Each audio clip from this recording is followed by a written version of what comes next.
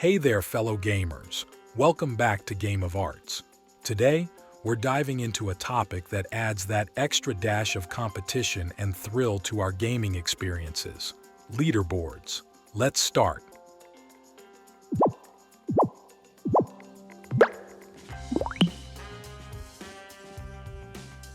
Leaderboards, a staple in the gaming world, are like the scoreboards of our gaming adventures. They showcase the achievements and rankings of players globally or within specific categories.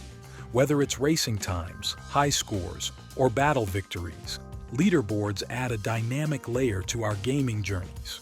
But what's more intriguing is the psychological aspect it introduces to us: the players. Leaderboards trigger a powerful cocktail of emotions, from the euphoria of reaching the top to the determination to climb the ranks. They tap into our intrinsic need for recognition and achievement. It's not just about winning, it's about seeing our name in lights, proving our skills, and, dare I say, boasting those bragging rights. And the best part?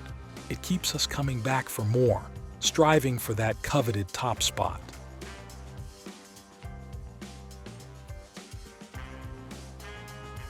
In the mobile game 8-Ball Pool, there is a leaderboard that contains several different tabs that show the player's ranking individually and the player's club.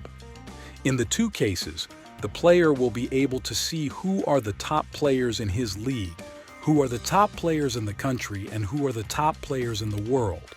In addition, the player will be able to see the best players from his friends list. You can see that the leaderboard is renewed every time, which motivates more players to be leaders in the next event. Something cool in the game is the possibility of seeing the winners from the previous event, in the individual table and also in the club table. Another example of a temporary leaderboard is from the game Royal Match, one of the most popular match games in the world. In this case, you can see that the leaderboard exists in the game in many different variations. Each variation is a different story and serves a different purpose. For example, the King's Cup, Team Treasure, and Lightning Rush events. In addition to events, the game has a tab dedicated to the leaderboard where you can find a weekly ranking, a ranking between friends, and a ranking of individual players and teams in the country and the world.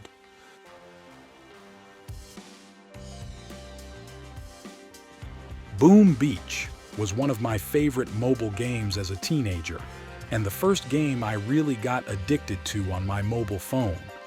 In this game, you can see a relatively rare example of a permanent leaderboard.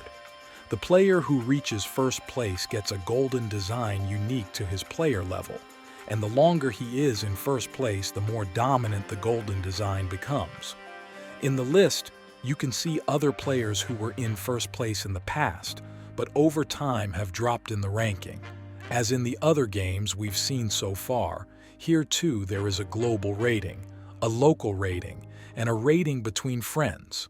In addition, Boom Beach also has a ranking for task forces. The best task forces in the world are divided into 4 categories according to the number of players in the group: 5, 10, 25, and 50 players.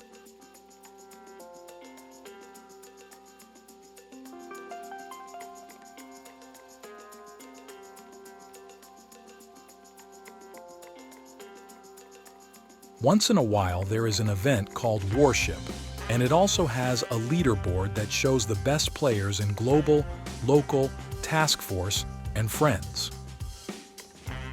The idea of an event that combines a leaderboard is a very common idea that exists in a lot of mobile games and probably also works great in terms of revenue.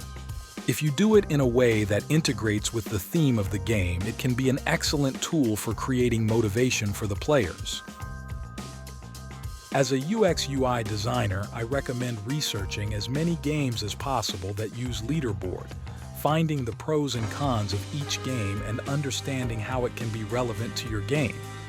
Try to get as much feedback as possible during work from the people around you, and after the launch, try to get feedback from real players to understand how the feature can be improved.